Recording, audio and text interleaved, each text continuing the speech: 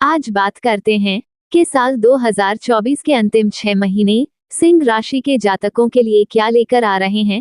Half yearly predictions for लियो। आपका स्वास्थ्य, शिक्षा, प्रेम प्यार, वैवाहिक जीवन, भाग्य, करियर, बिजनेस, इन सब चीजों पर बात की जाएगी।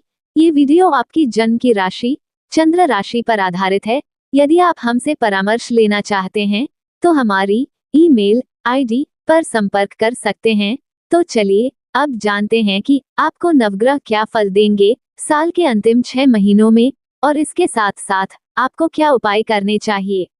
जुलाई के महीने से लेकर दिसंबर के महीने तक सिंह राशि में नवग्रह की स्थिति इस प्रकार होगी। जुलाई के महीने में आपके 11वें भाव में सूर्य देव और शुक्र रहेंगे। आपके 12वें भाव में बुध देव विराजमान रहेंगे। दूसरे भाव में केतु देव, सप्तम भाव में शनि देव, अष्टम भाव में राहु देव, नवम भाव में मंगल देव रहेंगे और आपके दशम भाव में गुरु देव रहेंगे। तो सबसे पहले बात करते हैं स्वास्थ्य की। इन 6 महीनों में कैसा रहेगा आपका स्वास्थ्य। पहला भाव होता है स्वास्थ्य का, इम्यूनिटी सिस्टम का। पहले भाव के स्वामी आपकी राशि के स्वामी बनते हैं सूर्य देव। सूर्य देव शुक्र देव के साथ आपके 11वें भाव में विराजमान हैं, लेकिन राशि परिवर्तन कर लेंगे। 16 जुलाई को कर्क राशि में आ जाएंगे और 16 अगस्त तक यहीं रहेंगे 12वें भाव में।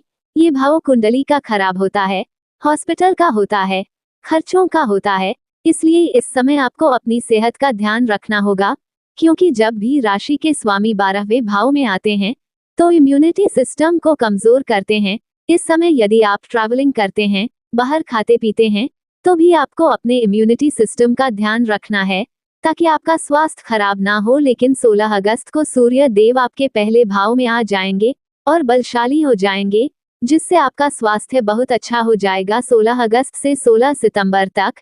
फिर 16 सितंबर से 16 अक्टूबर को सूर्य देव आपके दूसरे भाव में आ जाएंगे। इस समय भी स्वास्थ्य अच्छा ही रहेगा और आपको परिवार का भी पूरा सहयोग मिलेगा। उसके बाद 17 अक्टूबर से 16 नवंबर तक सूर्य देव नीच के हो जाएंगे और यह समय भी आपको अपने स्वास्थ्य का ध्यान रखना होगा। काम के प्रेशर को लेकर थोड़ा सर में दर्द देखा जा सकता है, तो इस समय भी स्वास्थ्य का थोड़ा ध्यान रखिएगा। अब बात करते हैं कि विद्यार्थियों की पढ़ाई कैसी रहेगी इन 6 महीनों में। पढ़ाई का पंचम भाव होता है। पंचम भाव के स्वामी गुरुदेव हैं। गुरुदेव इस समय आपके दशम भाव में बैठे हैं। गुरुदेव का कोई राशि परिवर्तन नहीं है इस वर्ष। शनि देव की दृष्टि भी नहीं पड़ रही है और राहु देव की दृष्टि भी नहीं पड़ रही है पंचम भाव पर। तो ये 6 महीने आपके पढ़ाई को लेकर बहुत अच्छे रहेंगे, क्योंकि गुरुदेव भी केंद्र में हैं और गुरुदेव पर भी ना राहु देव की दृष्टि है और ना शनिदेव की दृष्टि है। इसलिए आपकी पढ़ाई बहुत अच्छी रहेगी इस समय और 16 अगस्त के बाद आपकी पढ़ाई अति सर्वश्रेष्ठ देखी जाएगी। कोई परेशानी नहीं आएगी आपको पढ़ाई को लेकर। वहीं बात करें प्रेम प्यार की, तो पंचम भाव से न केवल पढ़ाई देखी जाती है, बल्कि प्रेम प्यार भी पंचम भाव से ही देखा जाता है। और पंचम भाव के स्वामी, जैसे कि आपको पहले भी बताया कि गुरुदेव हैं, गुरुदेव आपके दशम भाव में बैठे हैं। गुरुदेव शत्रु की राशि में बैठे हुए हैं। गुरुदेव दशम भाव में बैठे हैं, जिससे कार्यक्षेत्र देखा जाता है। इसलिए कार्यक्षेत्र में यदि आप लव रिलेशन में आते हैं तो थोड़ी बहुत मिसअंडरस्टैंडिंग आ सकती हैं। खासकर 16 जुलाई से 16 अगस्त के बीच मिसअंडरस्टैंडिंग हो सकती है। ध्यान रखिएगा कि छोटी छोटी बातों पर आर्ग्यूमेंट्स ना हो जाएं।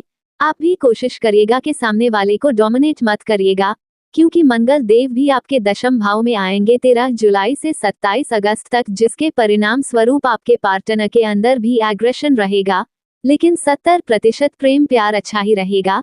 केवल एक चीज का ध्यान रखिएगा, 13 जुलाई से 27 अगस्त के बीच छोटी छोटी बातों का बड़ा मुद्दा मत बनाइएगा, बाकी सब कुछ अच्छा रहेगा। अब बात करते हैं वैवाहिक जीवन की, तो सप्तम भाव होता है वैवाहिक जीवन का। सप्तम भाव के स्वामी बनते हैं शनि देव। शनि देव आपके सप्तम भाव में ही विराजमान है। शनि देव अपने घर में बैठे हैं। ना तो शनि देव की ढैया चल रही है, ना ही शनि देव की 7.5 चल रही है, परंतु शनिदेव 14 नवंबर तक वक्री रहेंगे।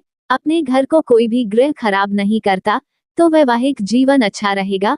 लेकिन शनिदेव वक्री हैं 14 नवंबर तक, इसलिए इसके परिणाम स्वरूप आपके जीवन साथी में एक आदत रहेगी, केवल चीजों में कमियां निकालेंगे। राहु देव अष्टम भाव में बैठे हैं। तो ससुराल में थोड़े बहुत आर्ग्यूमेंट्स हो सकते हैं, इनको इग्नोर करने की कोशिश करिएगा।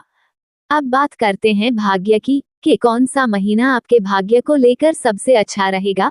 आपके भाग्य के स्वामी हैं मंगल देव। मंगल देव अपनी ही राशि में बैठे थे नवम भाव में, भाग्य के भाव में 13 जुलाई तक। अब दशम भाव में आ गए हैं और यही रहेंगे 27 अगस्त तक। और फिर मंगल देव 27 अगस्त से 21 अक्टूबर तक आपके 11वें भाव में रहेंगे। इस समय आपका भाग्य बहुत अच्छा रहेगा, क्योंकि मंगल देव दशम और 11वें भाव में बहुत अच्छे फल प्रदान करेंगे। यदि आप कोई भी बड़ा डिसीजन लेना चाहते हैं या इन्वेस्टमेंट करना चाहते हैं, कोई मांगलिक कार्य या शुभ कार्य करना चाहते हैं, तो इस समय आप कर सकते हैं। लेकिन फिर जब मंगल देव 21 अक्टूबर के बाद आपके 12वें भाव में चले जाएंगे और पूरा दिसंबर का महीना वहीं पर रहेंगे, ये समय आपके भाग्य को लेकर अधिक अच्छा नहीं रहेगा, भाग्य कमजोर हो जाएगा। इसलिए यदि आप कोई बड़ा डिसीजन लेना चाहते हैं, शेयर मार्केट में, ट्रेडिंग में या कुछ भी इन्वेस्टमेंट करना चाहते हैं, तो 21 अक्टूबर से पहले कर लीजिएगा, क्योंकि उससे पहले का समय आपके भाग्य में लाभ ही लाभ दिखा रहा है। अब करियर की बात करें तो करियर के स्वामी बनते हैं शुक्र देव। शुक्र देव इस समय आपके 12वें भाव में विराजमान है। 7 जुलाई से 1 अगस्त तक शुक्र देव आपके 12वें भाव में रहेंगे। आपका मन इस समय विचलित रह सकता है। कामकाज को लेकर आपके पास काम आएगा, लेकिन आप काम करने में इंटरेस्टेड नहीं रहेंगे। आपका मन डाइवर्ट होगा। आपको ऐसा लगेगा कि आप जितना काम कर रहे हैं उतना आपको उसका परिणाम नहीं मिल रहा। लेकिन जब 1 अगस्त को शुक्र देव आपके पहले भाव में आ जाएंगे, तब आपके काम की तारीफ होगी। अब आप अपने काम को निखार देंगे और गुरुदेव आपके दशम भाव में बैठे हैं। आपके अंदर मैच्योरिटी बढ़ेगी। कामकाज को किस प्रकार करना है इसकी समझ भी बढ़ेगी। फिर जब शुक्र देव आपके दूसरे भाव में आ जाएंगे 25 अगस्त से 19 सितंबर तक, तब आप अपनी वाणी के जरिए लोगों को अट्रैक्ट करेंगे। यदि आपका वाणी से जुड़ा हुआ काम है तो अब आप लोगों को अट्रैक्ट करेंगे। फिर जब शुक्र देव आपके तीसरे भाव में आएंगे 19 सितंबर से 13 अक्टूबर तक, ट्रैवलिंग बढ़ सकती है। लोगों के साथ आपके इंटरैक्शन, बातचीत बढ़ सकती है। सब बहुत अच्छा रहेगा। करियर में बदलाव भी आ सकता है। जब शुक्र देव आपके तीसरे भाव में आएंगे, ये समय आपके लिए बहुत अच्छा रहेगा। और अब बिजनेस की बात करें तो सप्तम भाव को देखा जाता है बिजनेस के लिए। सप्तम भाव के स्वामी शनि देव हैं। बिजनेस को लेकर यह महीना बहुत अच्छा रहेगा, लेकिन 14 नवंबर तक शनि देव वक्री रहेंगे। ये थोड़ा परेशानी दे सकता है। आपके मन में आइडियाज बहुत आएंगे, लेकिन आप उसे करने में आलस दिखा सकते हैं। मन में परेशानी रह सकती है, लेकिन धीरे धीरे आप अपने प्लान ऑफ एक्शन में ले आएंगे।